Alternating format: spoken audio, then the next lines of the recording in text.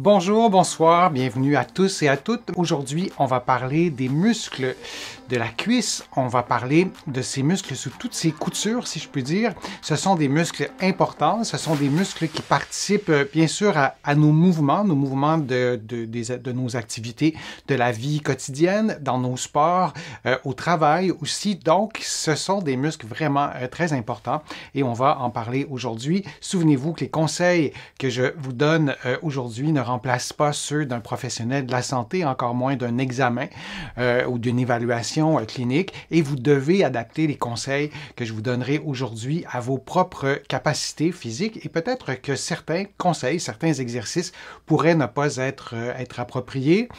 Vous allez trouver aussi dans plusieurs de mes livres les conseils, les exercices que je vais vous montrer aujourd'hui. Vous allez en trouver d'autres aussi, notamment dans mon livre 99 façons de prévenir les effets du vieillissement, et aussi son petit frère ou sa petite sœur 99 façons de soulager les douleurs au dos et au cou. Vous pouvez les trouver en librairie partout au Canada et au Québec, bien sûr, et de l'autre côté de l'Atlantique, notamment à la Librairie du Québec à Paris. Vous pouvez les commander sur leur site web ou vous rendre si vous avez la chance d'habiter Paris, et aussi si vous êtes par exemple en Afrique du Nord, je crois qu'ils peuvent aussi vous livrer les livres, et vous allez aussi trouver mes livres sur les grandes plateformes que je nommerai pas pour ne pas faire de leur publicité.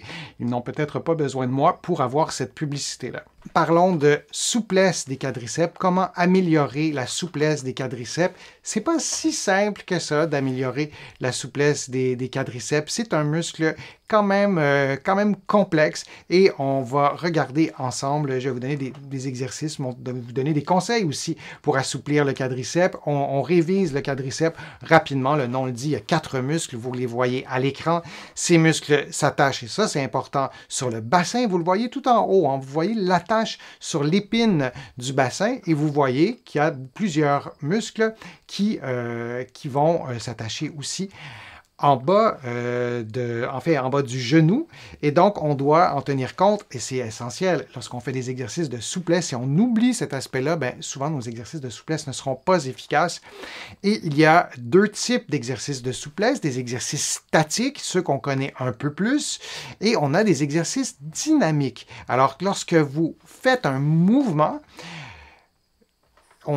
pendant un exercice de souplesse, on est dans une déclinaison d'exercice de souplesse, mais dynamique, et c'est important de faire les 2 types d'exercices de souplesse. Par exemple, pendant une période d'échauffement, on va probablement encourager davantage les exercices de souplesse dynamique, mais les exercices de souplesse statique, parfois, on les met de côté un peu, mais non, c'est important de faire les 2, vraiment. Alors, je vous montre l'exercice pour assouplir les quadriceps, celui qu'on connaît plus. Hein? C'est intéressant de se placer face à un mur pour stabiliser, et on va plier le genou pour approcher ou sinon toucher à la fesse avec le talon. On a chacun notre souplesse, et on ne veut pas tenter de faire un mouvement qui est au-delà de nos capacités physiques. Donc, c'est l'exercice. Moi, je vous conseille de prendre un point de stabilisation, parce que ce n'est pas un concours d'équilibre lorsqu'on fait un exercice de souplesse. Si vous avez un très bon équilibre, il n'y a pas d'utilité à placer votre main sur le mur. Mais si votre équilibre est imparfait, on veut relâcher quand même cette région-là. On ne veut pas que ces muscles se contractent pour maintenir l'équilibre quand on veut les assouplir. On voit le même exercice, mais dans un autre plan, chez quelqu'un qui a beaucoup d'équilibre. Alors, vous remarquez que chez cette personne, les 2 genoux sont relativement près. Alors, ça, c'est important. Si vos fémurs ne sont pas parallèles, et vos genoux, la distance entre vos genoux est trop grande, vous allez relâcher une partie des muscles que vous souhaitez étirer. On parle de souplesse du psoas. C'est aussi évidemment un exercice de souplesse d'autres muscles, mais pour aujourd'hui, parlons du quadriceps. Donc, je voulais vous montrer l'exercice dans cet angle-là pour que vous montrez que les genoux sont assez près l'un de l'autre. Et on peut aussi faire l'exercice couché sur le ventre. D'après vous, et là je vous pose une question, D'après vous, pourquoi je fais aussi l'exercice sur le ventre? En quoi est-ce utile de faire l'exercice comme je vous le montre? Alors, je vous le décris pendant que vous me répondez.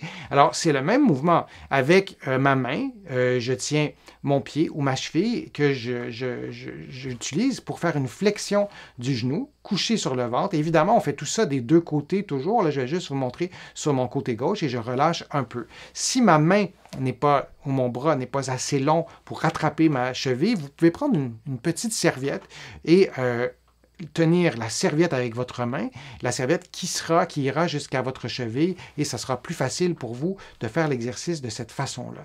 Alors, je vous remontre en gros plan l'exercice.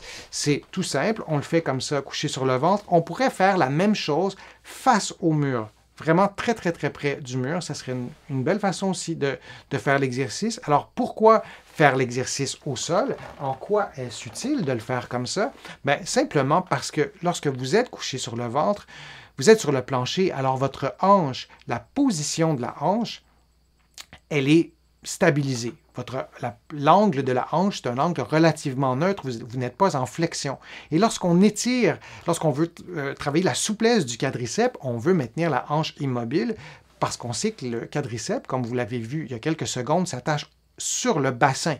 Alors, si on a une flexion de la hanche et on ne s'en rend pas compte, ben, vous allez perdre en efficacité.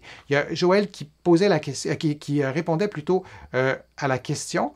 Je vais juste replacer ça ici. Donc, il y a Joël qui répondait à la question, ben, il n'y a pas de perte d'équilibre. C'est vrai, il n'y a pas de perte d'équilibre. Et pour certaines personnes qui n'ont pas un bon équilibre ou pas une bonne force musculaire ou de la douleur, ça peut être intéressant aussi. C'est une bonne réponse. Ça peut être intéressant de le faire sur le ventre. Il y a aussi Siam qui répond sans poids pour les exercices si j'ai bien compris, mais lorsque vous êtes couché sur le ventre, il n'y a pas de poids sur vos articulations. Donc, c'est intéressant. Il y a, sinon, dans les réponses, il y a Claudette aussi qui parle le fait de le faire sur le ventre, ça stabilise le bassin. Oui, on n'a pas de bascule du bassin, mais c'est vrai qu'aussi, si on est debout, ben, on peut avoir des mouvements du bassin. Claudette, vous faites référence à la sclérose en plaques, donc pas des tremblements, mais des mouvements instables, et on ne les a pas, on les a moins, si on n'est pas en mise en charge, donc si on est couché sur le ventre. Ou on pourrait aussi être debout, très, très, très près du mur, comme ça bloque en quelque sorte la flexion de la hanche et on veut la contrôler.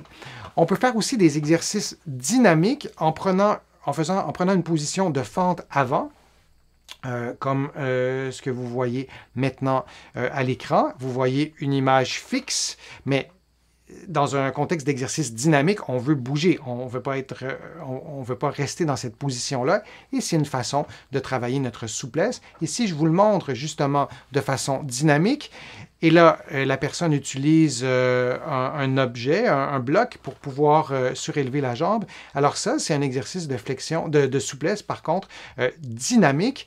On remarque que c'est pas si simple à faire et le bloc sur lequel la personne a déposé son pied, c'est quelque chose d'un peu mou. Alors ça travaille la stabilité et il y aurait un petit travail à faire de stabilité parce qu'on voit que la hanche bouge, que c'est pas très stable, mais vous comprenez le principe, on pourrait faire ce mouvement-là et de le répéter, ce serait un exercice dynamique. Même chose pour un squat, même principe, on le ferait en mouvement. Et si on reprend la fente avant, alors ça c'est une belle position quand même de fente avant, et on monte et on descend, et c'est une façon de travailler la souplesse dynamique et on arrive comme ça à réchauffer aussi les muscles. C'est des bons exercices pour la période de souplesse.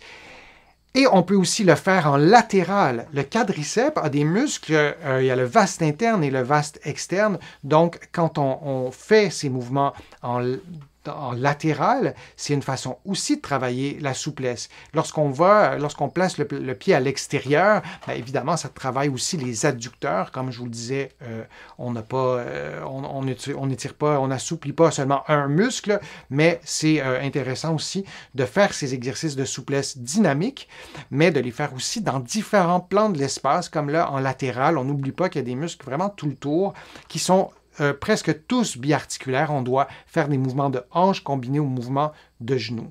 Je vous montre aussi une autre photo, juste pour vous rappeler que de faire des exercices d'automassage dans un contexte de période d'exercice de souplesse dynamique et statique, vous le voyez de cette façon-ci. Je peux vous le montrer aussi comme ça au niveau des ischio-jambiers. Et donc de rouler ce rouleau de massage ou un rouleau en liège. Vous pouvez le faire aussi vous-même en utilisant un rouleau à pâte. Je vous l'ai déjà montré dans d'autres vidéos. Mais de combiner les automassages à des exercices de souplesse, je trouve que c'est intéressant et ça permet de prendre soin de nos muscles et de réveiller aussi nos muscles. Alors, les paramètres des exercices, la durée, combien de temps on fait des exercices de souplesse, il n'y a vraiment pas de recette magique universelle. Parfois, on va lire, il faut absolument, pour les étirements statiques, tenir 30 secondes ou 60 secondes. Il n'y a pas vraiment de recette magique, comme je le disais. Souvent, les études ont été faites chez des sportifs, parfois des sportifs d'élite. Donc, les résultats des études ne se transposent pas toujours très bien à monsieur, madame, tout le monde, par exemple. Donc, combien de temps? Mais je vous dirais au moins pendant 5 minutes, si vous voulez assouplir les ischio-jambiers, les quadriceps, les muscles des cuisses, tenez-vous au moins 5 minutes. Donc, ça, c'est pour la durée. Pour ce qui est de l'intensité, c'est vraiment important de respecter votre propre capacité. Et que, lorsque je parle d'intensité, je parle de niveau de tension, d'étirement. Vous y allez progressivement et l'idée, c'est d'amener le muscle sous tension sans avoir de mouvement à d'autres articulations, ce qui sera un indicateur de souplesse maximale. Alors, on ne veut pas aller au-delà de ça, ça ne donne rien. On ne veut bouger que ce qu'on souhaite bouger. Et parfois, de faire les exercices devant un miroir, devant la glace, ça peut nous aider. La fréquence des exercices de souplesse, moi, je vous encourage à en faire très régulièrement. Les exercices de souplesse, on peut les faire tous les jours. Il y a le yoga, il y a le pilates aussi qui intègre les concepts de souplesse, mais ce n'est pas comme du renforcement. Lorsqu'on souhaite augmenter notre force, notre volume musculaire, on ne veut pas faire le même exercice tous les jours. On souhaite donner un peu de repos à ses muscles. Pour ce qui est des exercices de souplesse, on peut les faire tous les jours, puis de prendre soin ainsi de nos muscles. Alors, améliorer la souplesse des quadriceps, c'est quelque chose qui est important. Lorsqu'on est en position assise, et je reviens souvent avec la position assise, mais on est exactement dans une position de relâchement. Donc, nos quadriceps, non seulement vont s'affaiblir, mais ils vont aussi parfois perdre en capacité d'être allongés, pour le dire comme ça, donc d'en prendre soin. C'est en faisant des exercices de souplesse, soit dans notre quotidien ou de les systématiser dans nos périodes d'échauffement. Ça peut être intéressant. Bien, je vous remercie d'avoir été là. Je vous remercie d'avoir posé vos questions. J'espère que les contenus que je vous ai présentés vous ont été utiles, qu'ils vous aideront à prendre soin des muscles de vos cuisses, ces muscles qui sont si importants. Je vous invite à visiter mon site web, le www.denisfortier.ca. Vous allez pouvoir y faire aussi une contribution. Je vous remercie chaque fois et considérez vraiment ces remerciements comme personnels. Vos contributions me permettent de continuer à produire des contenus, c'est aussi simple que ça. Vous pouvez le faire, comme je vous le dis, sur mon site web. Vous pouvez le faire aussi sur YouTube en cliquant sur le petit cœur où c'est écrit « Merci ». Vous allez pouvoir, après avoir cliqué là-dessus, vous allez pouvoir faire une contribution.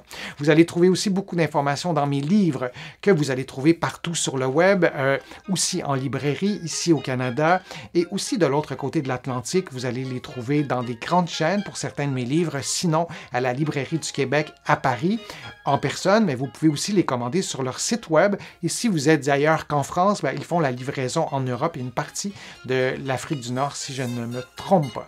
Alors, merci d'avoir été là et on se revoit pour un prochain direct, pour une prochaine vidéo et à bientôt.